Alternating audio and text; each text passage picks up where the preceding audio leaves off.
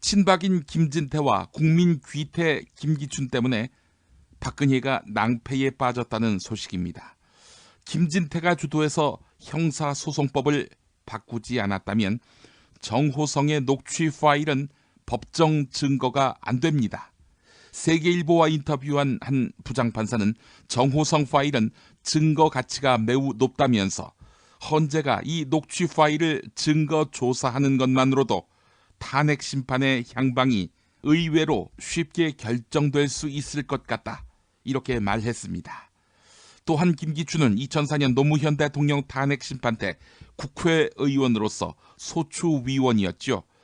재판관 누가 어떤 판단을 했는지 드러나지 않으니까 앞으로는 누가 어떤 판단을 했는지 이름을 들추어내야 한다, 이렇게 주장했고 결국 그렇게 해서 법이 바뀌었습니다. 이에 따라서 헌법재판관들은 촛불 민심에 정면으로 역행하는 판단을 할 경우, 즉 탄핵 반대를 할 경우 엄청난 부담을 지게 된 것입니다. 어제 최순실 국정농단 국정조사 특별위원회가 개인 병원인 김영재 의원을 찾아갔습니다. 세월호 참사 당일 박근혜에게 성형수술을 했다는 의심을 받고 있는 사람이 바로 김영재입니다. 당일 오전 장모를 치료했다고 그동안 줄기차게 주장해왔던 김영재 아닙니까? 그런데 장모를 치료했다는 그날 진료 기록부가 조작됐다는 평가입니다. 일단 서명의 필체, 필기구의 색깔이 다르고 장모의 진료 기록부에 얼굴 시술 기록도 있으며 장모가 오전에 진료를 받은 전례가 거의 없었다는 점입니다. 결국 장모에 대해 진료를 하지 않고도 자기 해명에 맞춰서 진료 기록부를 거짓으로 꾸민 거 아니냐 하는 의심이 듭니다. 4월 16일 아침 김영재, 당신은 무엇했는가? 야당 의원들이 추궁할 태세입니다. 한국일보 보도였습니다. 증거인멸 시도, 이것만으로도 구속감입니다.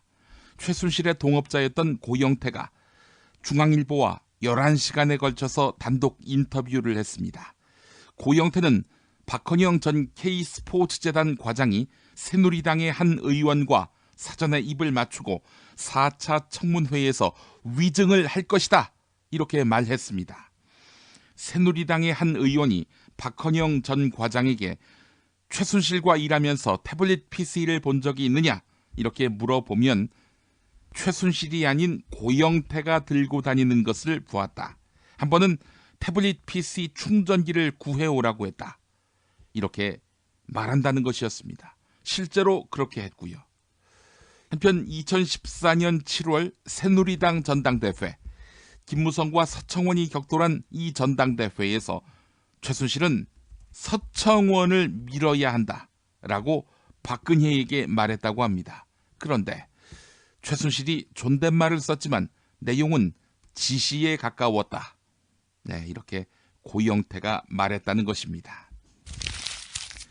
이틀 전 청문회에 나온 이화여대 관계자들의 답변 태도가 국민적 공분을 사고 있습니다. 의원들이 집요하게 캐물었지만 최경희 전 총장과 김경숙 전 체육대학장을 비롯한 인사들은 그런 사실이 전혀 없다, 있을 수도 없는 일이다 라면서 부인했습니다. 자, 팩트는 어떨까요?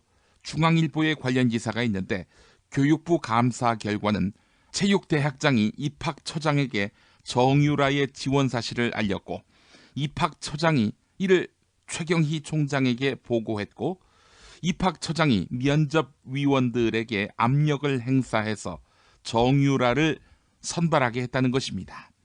또 학장이 교수들에게 정유라를 신경 써라, 관리 잘하라, 이렇게 지시했다는 사실도 포함됐습니다.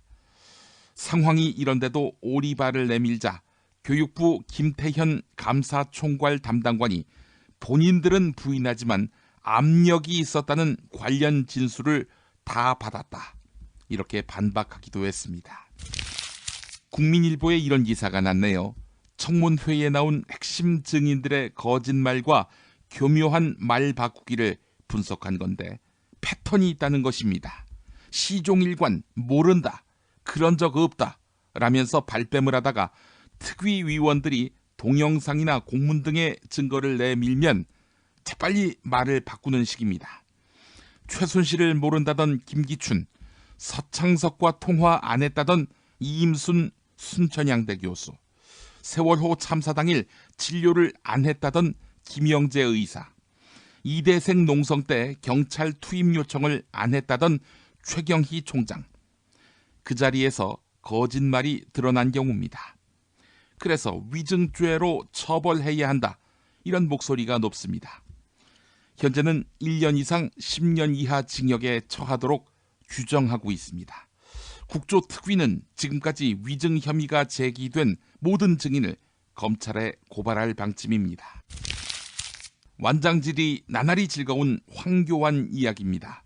대통령급 의전을 요구하더니 공공기관 인사도 본인이 하겠다는 거 아닙니까? 한편 한겨레가 어제 세월호 수사를 방해한 당시 법무부 장관 황교안의 실상을 고발했는데요. 박영수 특별검사팀이 황교안도 수사 대상이라고 밝혔습니다. 이뿐 아닙니다. 정윤회 문건 유출 당시 정윤회의 국정 개입 의혹은 사실이 아니다, 이렇게 검찰로 하여금 결론을 내리도록 황교안이 역할을 한 것 아닌가.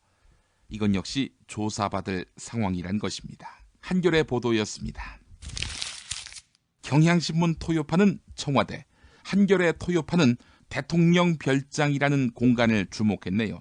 우선 경향신문이 박근혜와 이명박의 집권 2년차 한 해 공식 일정을 전수조사한 결과 박근혜의 공식 일정이 없는 날이 2배 이상 많았습니다.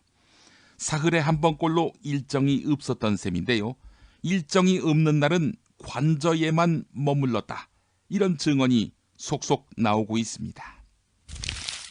한겨레는 박근혜에게 저도의 추억이 있는 저도를 주목했습니다. 거제도 쪽에 있죠. 박정희 박근혜에게 그립고 정든 섬이 되는 동안 어민들에게는 말하지 못한 악몽 같은 삶이 있었습니다.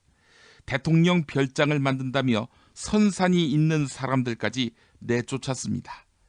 저도를 리모델링한 사람이 박정희인데 섬진강에서 모래를 실어와 해변에 깔고 막내 아들 지만을 위해 사람들을 써서 매미를 잡아다가 방사했다고 합니다.